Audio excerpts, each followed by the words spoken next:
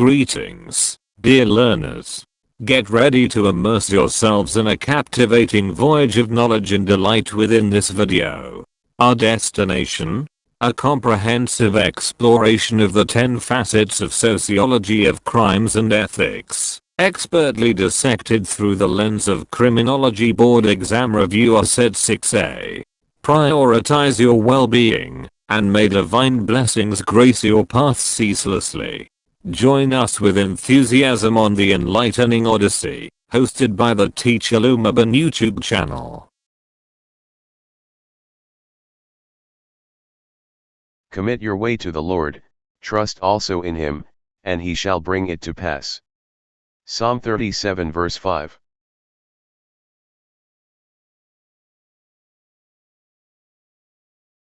A spouse of a biological parent who has no legal rights or duties to the child other than those which have been voluntarily accepted. A. Maternity. B. Paternity. C. Step-parent. D. Foster parent. In the next 5 seconds, select the best response from the available options.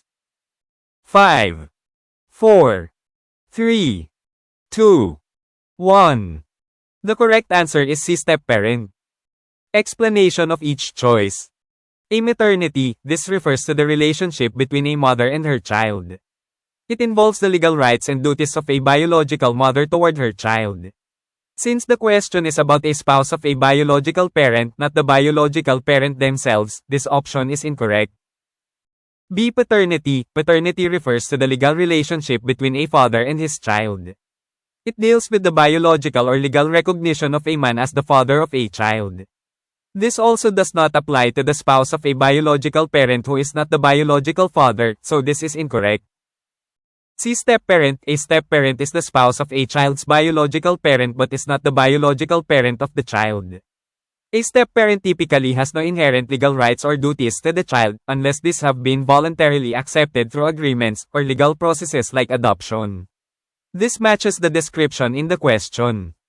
D. Foster parent. A foster parent is someone who takes care of a child temporarily, typically through a government or child welfare system, but is not a biological or legal parent. While foster parents may take on legal responsibilities for a child, they are not the spouse of a biological parent, making this option incorrect. A. Maternity. Ito ay tumutukoy sa relasyon ng isang ina at kanyang anak. Kabilang dito ang mga legal na karapatan at tungkulin ng isang biolohikal na ina sa kanyang anak. Dahil ang tanong ay tungkol sa asawa ng biolohikal na magulang, hindi ang biolohikal na magulang mismo, mali ang opsyong ito. B. Paternity. Ang pagiging ama ay tumutukoy sa legal na relasyon sa pagitan ng ama at ng kanyang anak. Ito ay tumatalakay sa biolohikal o legal na pagkilala sa isang lalaki bilang ama ng isang bata. Hindi rin ito nalalapat sa asawa ng isang biolohikal na magulang na hindi ang biolohikal na ama, kaya ito ay mali. Si step-parent. Ang step-parent ay ang asawa ng biolohikal na magulang ng isang bata ngunit hindi ang biolohikal na magulang ng bata. Ang isang step-parent ay karaniwang walang likas na legal na karapatan o tungkulin sa bata, maliban kung ang mga ito ay voluntaryong tinanggap sa pamamagitan ng mga kasunduan o mga legal na proseso tulad ng pag-aampon. Tumutugma ito sa paglalarawan sa tanong. D. Foster parent. Ang foster parent ay isang taong pansamantalang nag-aalaga ng isang bata, kadalasan sa pamamagitan ng isang sistema ng gobyerno o child welfare, ngunit hindi isang biolohikal o legal na magulang. Bagamat ang mga foster parents ay maaaring kumuha ng mga legal na responsibilidad para sa isang bata, hindi sila asawa ng isang biolohikal na magulang na ginagawang mali ang opsyong ito.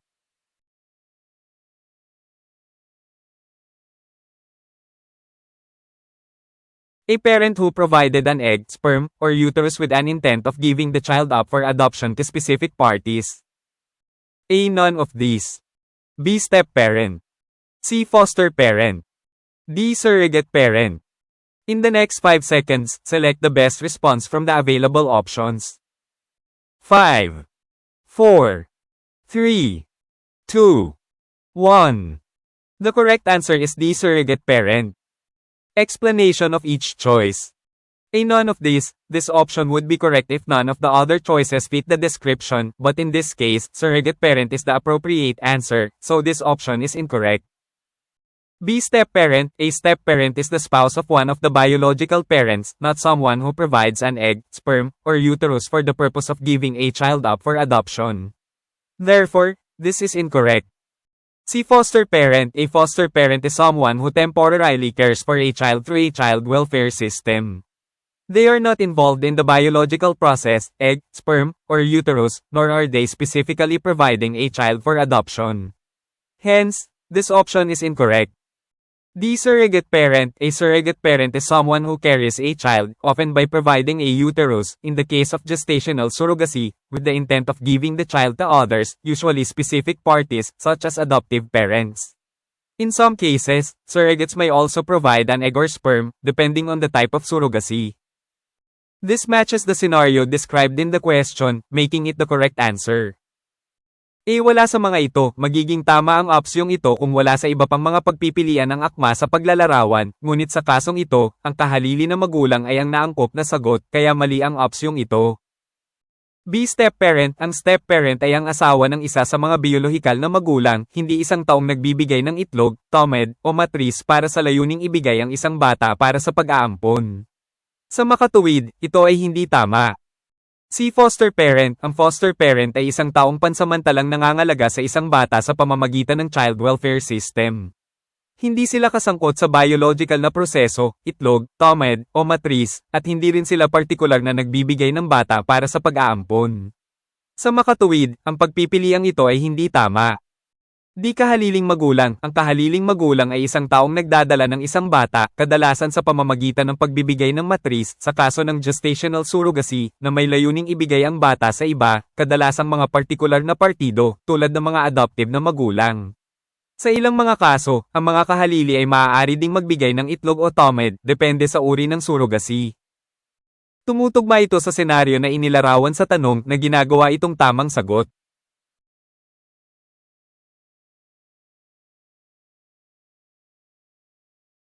What is the legal doctrine that unless the mother is unfit, very young children should be placed in custody with their mother following a divorce?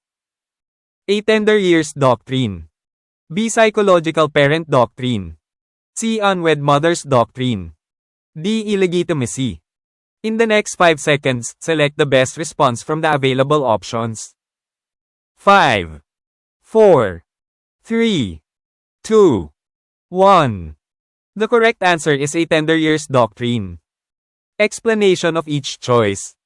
A tender years doctrine. The tender years doctrine is a legal principle that presumes that, in cases of divorce or custody disputes, very young children, often those under a certain age, such as 5 or 7 years, should be placed with their mother unless she is proven to be unfit to care for the child. This doctrine is based on the idea that young children need the care of their mother for emotional and physical development. While it has fallen out of favor in many places due to a shift toward more gender-neutral custody decisions, it matches the description in the question. B. Psychological parent doctrine. This doctrine focuses on the emotional bond between a child and a caregiver, who may not be the biological parent, and grants custody or visitation rights based on the child's best interest.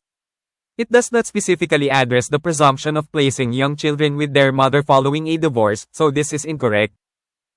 C. Unwed mother's doctrine. This doctrine refers to the rights of mothers who are not married, typically involving issues of parental rights and responsibilities without a legal marriage. It is not related to custody decisions following a divorce, so this option is incorrect. D. Illegitimacy. Illegitimacy refers to the status of a child born to parents who are not legally married. It does not pertain to custody decisions in cases of divorce, so this option is also incorrect. A tender years doctrine. Ang tender years doctrine ay isang legal na prinsipyo na nagpapalagay na, sa mga kaso ng diborsyo o pagtatalo sa pag-iingat, ang mga napakaliit na bata, kadalasan ay nasa ilalim ng isang tiyak na edad, tulad ng 5 o 7 taon, ay dapat ilagay sa kanilang ina. Maliban kung siya ay napatunayang hindi karapat-dapat sa pag-aalaga sa bata. Ang doktrinang ito ay batay sa ideya na ang mga bata ay nangangailangan ng pangangalaga ng kanilang ina para sa emosyonal at pisikal na pag-unlad. Bagamat hindi na ito pabor sa maraming lugar dahil sa paglipat patungo sa higit pang gender-neutral na mga desisyon sa pangangalaga, tumutugma ito sa paglalarawan sa tanong. B. Doktrina ng psikolohikal na magulang. Ang doktrinang ito ay nakatuon sa emosyonal na ugnayan sa pagitan ng isang bata at isang tagapag-alaga, na maaaring hindi ang tunay na magulang, at nagbibigay ng mga karapatan sa pangangalaga o pagbisita batay sa pinakamahusay na interes ng bata. Hindi nito partikular na tinutugunan ng pagpapalagay ng paglalagay ng maliliit na bata sa kanilang ina pagkatapos ng diborsyo, kaya mali ito. Si Unwed Mother's Doctrine, ang doktrinang ito ay tumutukoy sa mga karapatan ng mga ina na hindi kasal, kadalasang kinasasangkutan ng mga isyu ng mga karapatan at responsibilidad ng magulang ng walang legal na kasal. Hindi ito nauugnay sa mga desisyon sa pag-iingat kasunod ng diborsyo, kaya mali ang opsyong ito. Illegitimacy. Ang illegitimacy ay tumutukoy sa katayuan ng isang anak na ipinanganak ng mga magulang na hindi legal na kasal. Hindi ito tumutukoy sa mga desisyon sa pag-iingat sa mga kaso ng diborsyo, kaya mali rin ang opsyong ito.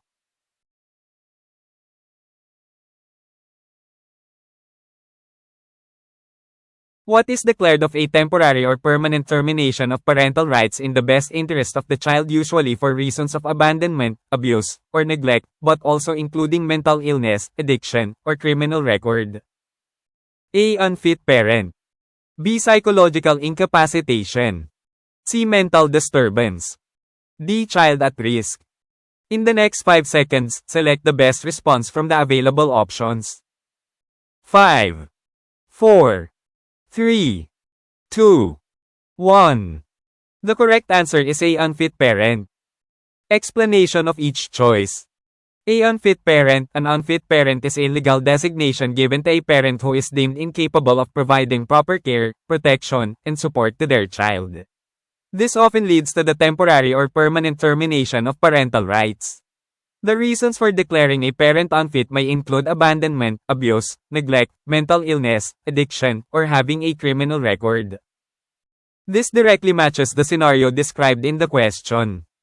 B. Psychological incapacitation. This term is more commonly used in the context of annulment or divorce, referring to the inability of a spouse to fulfill marital obligations due to severe psychological issues. It doesn't directly apply to termination of parental rights in the way unfit parent does, so this is incorrect. C. Mental disturbance. This is a general term referring to various mental health conditions.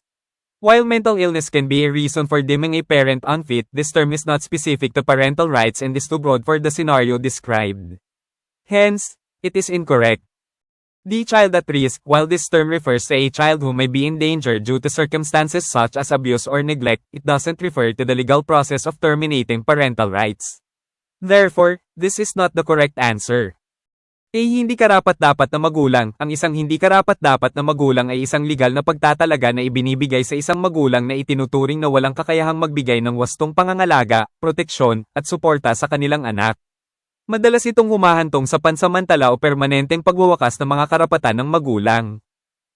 Ang mga dahilan para sa pagdedeklara ng isang magulang na hindi karapat-dapat ay maaaring kabilang ang pag-abandona, pang-aabuso, pagpapabeya, sakit sa isip, pagkagumon, o pagkakaroon ng isang kriminal na record. Direktang tumutugma ito sa senaryo na inilarawan sa tanong. B. Psychological incapacitation. Ang terminong ito ay mas karaniwang ginagamit sa konteksto ng annulment o diborsyo, na tumutukoy sa kawalan ng kakayahan ng isang asawa na tuparin ang mga obligasyon sa pag-aasawa dahil sa matinding psikolohikal na issue.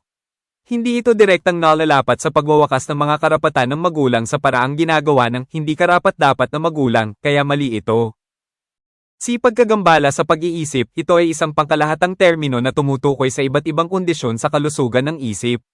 Bagamat ang sakit sa pag-iisip ay maaaring maging dahilan ng pag-iisip na hindi karapat-dapat ang isang magulang, ang terminong ito ay hindi partikular sa mga karapatan ng magulang at masyadong malawak para sa inilarawang senaryo. Sa makatuwid, ito ay hindi tama. Di bata sa panganib. Bagamat ang terminong ito ay tumutukoy sa isang bata na maaaring nasa panganib dahil sa mga pangyayari gaya ng pang-aabuso o pagpapabeya, hindi ito tumutukoy sa legal na proseso ng pagwawakas ng mga karapatan ng magulang. Sa makatuwid, hindi ito ang tamang sagot.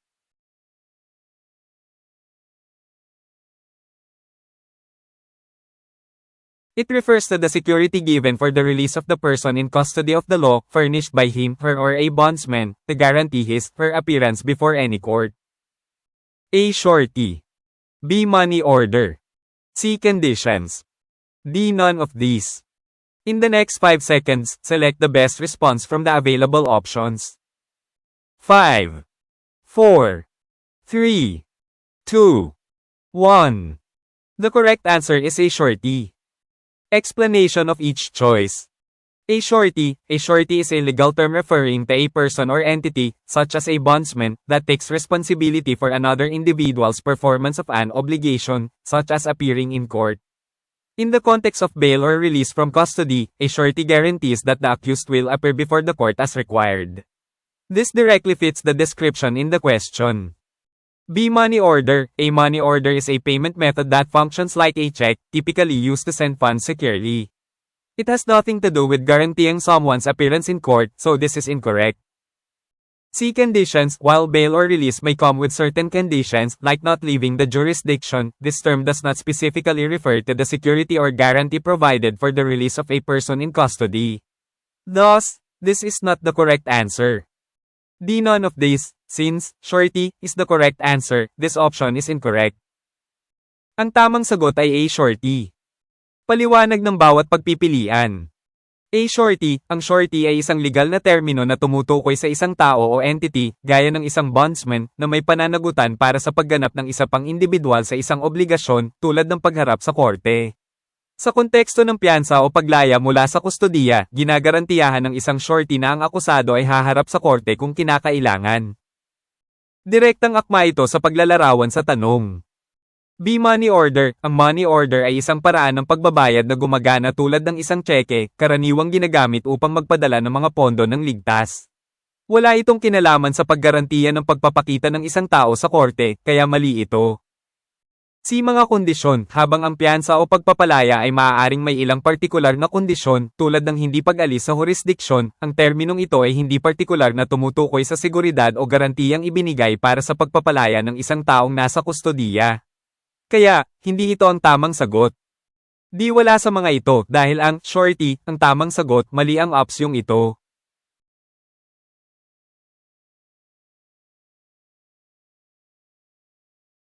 It refers to the totality of the circumstances and conditions most congenial to the survival, protection and feelings of security of the child and most encouraging to the child's physical, psychological and emotional development. A. Best interest of the child. B. Rights.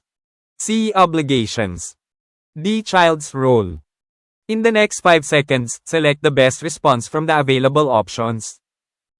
5, 4, 3, 2, 1. The correct answer is a best interest of the child. Explanation of each choice. A best interest of the child. This refers to a legal standard used in family law and child custody cases. It emphasizes that decisions regarding custody, care, and upbringing should prioritize the child's overall well-being, including their physical, psychological, and emotional development, as well as their safety and security. This fits perfectly with the description in the question. B. Rights. While children do have rights, this term is broader and doesn't specifically refer to the totality of circumstances and conditions most beneficial for a child's development.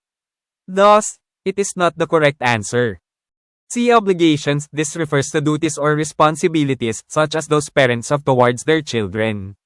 However, it doesn't describe the holistic environment needed for the child's survival and development, so this is incorrect. D. Child's role. This could refer to the responsibilities or expected behavior of a child in various situations, but it is not related to the environment or conditions that are most favorable to the child's development. Hence, this is not the right answer. A. Pinakamainam na interes ng bata. Ito ay tumutukoy sa isang legal na pamantayan na ginagamit sa batas ng pamilya at mga kaso ng pangangalaga sa bata.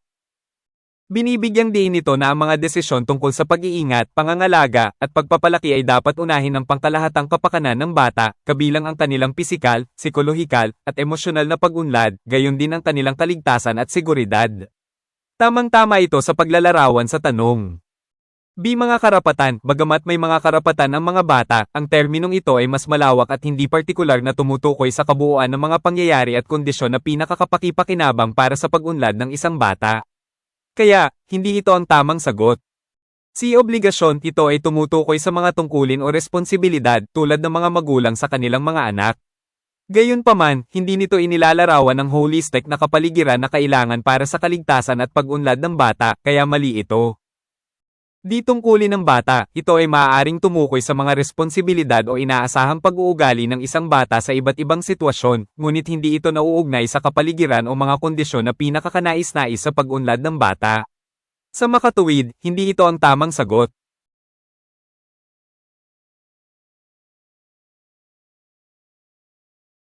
Children who are vulnerable to and at the risk of committing criminal offenses because of personal, family and social circumstances are considered. A. Abused children. B. Neglected children. C. Children in conflict with the law. D. Children at risk. In the next 5 seconds, select the best response from the available options. 5, 4, 3, 2, 1. The correct answer is D. Children at risk. Explanation of each choice. A. Abused children. This refers to children who are victims of physical, emotional, sexual abuse, or neglect. While these children may also be vulnerable, the term abused children specifically focuses on those who have already experienced harm. This doesn't fully align with the description of children at risk of committing criminal offenses due to various circumstances, so this is incorrect. B. Neglected children. These are children who are not given proper care, attention, or resources by their caregivers. While neglected children may be vulnerable, the term doesn't directly refer to those at risk of criminal behavior due to family or social conditions. Therefore, this option is not correct. C. Children in conflict with the law. This refers to children who have already committed offenses or crimes and are involved in the justice system. The question, however, focuses on children who are at risk of committing offenses, not those who have already done so. Hence, this is incorrect. D. Children at risk. This term is used to describe children who are vulnerable due to personal, family, or social factors, making them susceptible to committing criminal offenses in the future. This aligns perfectly with the description in the question, making it the correct answer.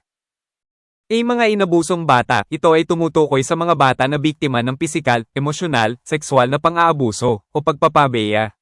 Bagamat maaari ring mahina ang mga batang ito, partikular na nakatuon ang terminong mga inabusong bata sa mga nakaranas na ng pinsala.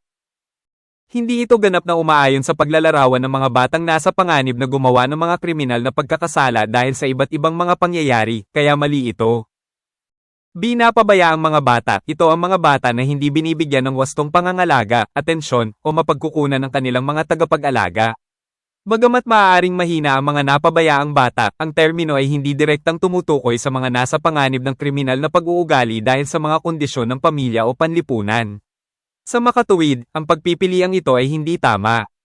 Si mga batang salungat sa batas, ito ay tumutukoy sa mga bata na nakagawa na ng mga pagkakasala o krimen at sangkot sa sistema ng hustisya. Ang tanong, gayunpaman, ay nakatuon sa mga bata na nasa panganib na gumawa ng mga pagkakasala, hindi sa mga nakagawa na nito. Sa makatuwid, ito ay hindi tama. Di mga batang nasa panganib, ang terminong ito ay ginagamit upang ilarawan ng mga bata na mahina dahil sa personal, pamilya, o panlipunang mga salik na ginagawa silang madaling makagawa ng mga kriminal na pagkakasala sa hinaharap. Ito ay ganap na nakaayon sa paglalarawan sa tanong na ginagawa itong tamang sagot.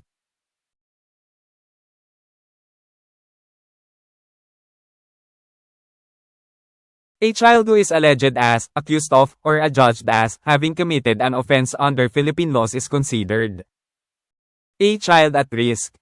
B. Child in conflict with the law. C. Minor offense. D. Juvenile offender. In the next 5 seconds, select the best response from the available options. 5, 4, 3, 2, 1. The correct answer is B. Child in conflict with the law. Explanation of each choice. A child at risk. This term refers to children who are vulnerable to or at risk of committing offenses due to personal, family, or social circumstances.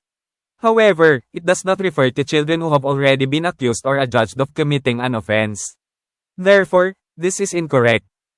B. Child in conflict with the law. This term is used for a child who is alleged, accused, or judged to have committed an offense under the law.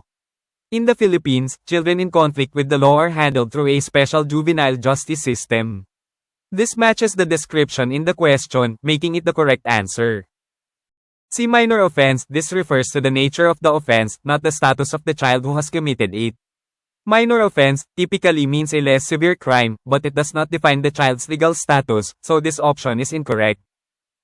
The juvenile offender. While this term is sometimes used synonymously with child in conflict with the law, in the Philippines, the legal term used in official documents and laws is child in conflict with the law, not juvenile offender. Hence, this is not the most accurate choice for this context. Nanganganib na bata. Ang terminong ito ay tumutukoy sa mga bata na mahina o nanganganib na gumawa ng mga pagkakasala dahil sa personal, pamilya, o panlipunang mga kalagayan. Gayunpaman, hindi ito tumutukoy sa mga bata na naakusahan na o nahatulan ng paggawa ng isang pagkakasala. Sa makatuwid, ito ay hindi tama. Bata na sumasalungat sa batas. Ang terminong ito ay ginagamit para sa isang bata na pinaghihinalaan, inakusahan, o hinatulan na nakagawa ng pagkakasala sa ilalim ng batas. Sa Pilipinas, ang mga batang salungat sa batas ay hinahawakan sa pamamagitan ng isang espesyal na sistema ng hustisya ng kabataan. Tumutugma ito sa paglalarawan sa tanong na ginagawa itong tamang sagot. Si minor offense, ito ay tumutukoy sa uri ng pagkakasala, hindi sa katayuan ng bata na nakagawa nito. Ang maliit na pagkakasala ay karaniwang nangangahulugan ng hindi gaanong matinding krimen, ngunit hindi nito tinutukoy ang legal na katayuan ng bata, kaya mali ang opsyong ito. The juvenile offender, bagamat ang terminong ito ay minsang ginagamit na kasing kahulugan ng batang sumasalungat sa batas, sa Pilipinas, ang legal na terminong ginamit sa mga opisyal na dokumento at batas ay child in conflict with the law, hindi juvenile offender. Sa makatuwid, hindi ito ang pinakatumpak na pagpipilian para sa kontekstong ito.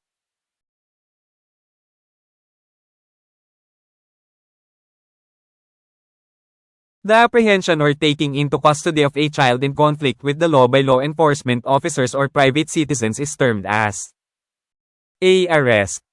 B. Initial contact. C. Child custody. D. All of the above. In the next 5 seconds, select the best response from the available options. 5, 4, 3, 2, 1. The correct answer is B. Initial contact. Explanation of each choice. A. Arrest. While arrest is a general term used for taking a person into custody by law enforcement in the context of juveniles or children in conflict with the law, a more specific term is often used to reflect the special handling required. Initial contact is the term used to emphasize the beginning of an interaction between law enforcement and a child in conflict with the law. B. Initial contact. Initial contact refers specifically to the first apprehension or taking into custody of a child in conflict with the law by law enforcement officers or private citizens.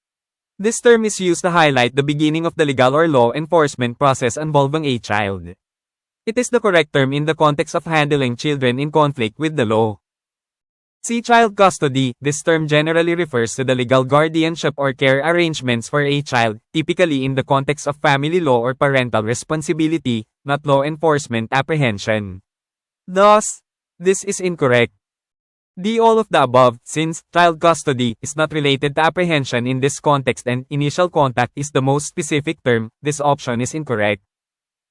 A. Pag-aresto. Habang ang pag-aresto ay isang pangkalahatang terminong ginagamit para sa pagkulong ng isang tao sa pamamagitan ng pagpapatupad ng batas, sa konteksto ng mga kabataan o mga bata na sumasalungat sa batas, ang isang mas tiyak na termino ay kadalasang ginagamit upang ipakita ang espesyal na pangangasiwa na kinakailangan.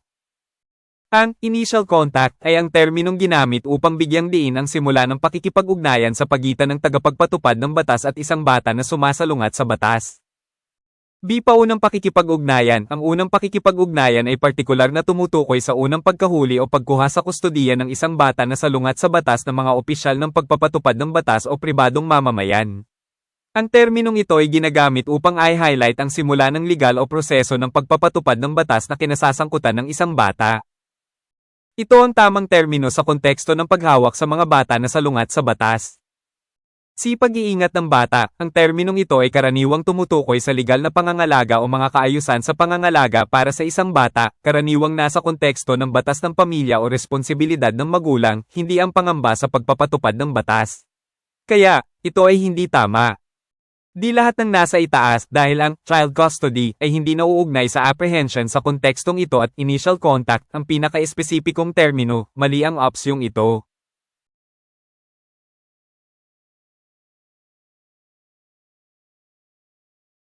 The series of activities designed to address issues that cause the child to commit an offense.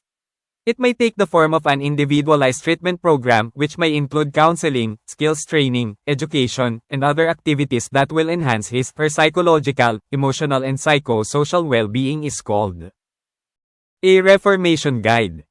B. Intervention. C. Diversion. D. Welfare Procedures. In the next 5 seconds, select the best response from the available options. 5, 4, 3, 2, 1. The correct answer is B. Intervention. Explanation of each choice. A reformation guide. This term does not specifically refer to a series of activities or programs aimed at addressing the issues leading to a child's offense. Instead, it might suggest general guidance or strategies for reform but lacks the specificity and context related to addressing the needs of a child in conflict with the law. Thus, this is incorrect. B. Intervention. Intervention refers to a series of organized activities or programs aimed at addressing the underlying issues that led to a child committing an offense. This includes individualized treatment plans such as counseling, skills training, education, and other supportive measures that enhance the child's psychological, emotional, and psychosocial well-being. This matches the description in the question perfectly, making it the correct answer. C. Diversion. While diversion programs aim to redirect children away from formal judicial proceedings and toward alternative interventions, the term itself does not encompass the broader range of activities or treatment programs outlined in the question. Therefore, this option is not correct. D. Welfare Procedures. This term refers more generally to policies and practices aimed at promoting the well-being of children but does not specifically describe a targeted series of activities designed to address issues that caused a child to commit an offense. Hence, this option is incorrect. A. Gabay sa reformasyon. Ang terminong ito ay hindi partikular na tumutukoy sa isang serye ng mga aktibidad o programa na naglalayong tugunan ang mga isyu na humahantong sa pagkakasala ng isang bata. Sa halip, maaari itong magmungkahi ng pangkalahatang patnubay o mga estratehiya para sa reforma ngunit walang tiyak at kontekstong nauugnay sa pagtugon sa mga pangangailangan ng isang bata na sumasalungat sa batas. Kaya, ito ay hindi tama. B. Intervention. Ang interbensyon ay tumutukoy sa isang serye ng mga organisadong aktibidad o programa na naglalayong tugunan ang mga pinagbabatayan na isyu na humantong sa isang bata na gumawa ng isang pagkakasala. Kabilang dito ang mga individual na plano sa paggamot tulad ng pagpapayo, pagsasanay sa kasanayan, edukasyon, at iba pang mga pansuportang hakbang na nagpapahusay sa psikolohikal, emosyonal, at psychosocial na kagalingan ng bata. Ito ay ganap na tumutugma sa paglalarawan sa tanong na ginagawa itong tamang sagot. C. Diversion. Bagamat ang mga diversion program ay naglalayong i-redirect ang mga bata mula sa mga formal na paglilitis ng hudisyal at patungo sa mga alternatibong interbensyon, ang termino mismo ay hindi sumasaklaw sa mas malawak na hanay ng mga aktibidad o mga programa sa paggamot na nakabalangkas sa tanong. Sa makatuwid, ang pagpipiliang ito ay hindi tama. Di mga pamamaraan sa kapakanan, ang terminong ito ay higit na tumutukoy sa mga patakaran at kasanayan na naglalayong itaguyod ang kapakanan ng mga bata ngunit hindi partikular na naglalarawan ng nakatarget na serye ng mga aktibidad na idinisenyo upang matugunan ang mga isyu na naging sanhi ng pagkakasala ng isang bata. Sa makatuwid, ang pagpipiliang ito ay hindi tama.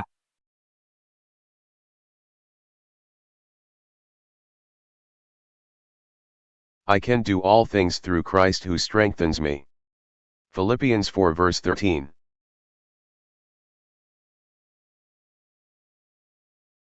I hope you enjoyed and learned something new from our topic on criminology, sociology of crimes and ethics. If you learned something from this video, please give this video a thumbs up. Don't forget to share this video with your friends. If you have comments, questions, or suggestions, you can leave a message in the comment section below. Thank you very much for watching my videos. Hoping that we meet again in my next video, and God bless you always. It is the Teacher Lumaban YouTube channel.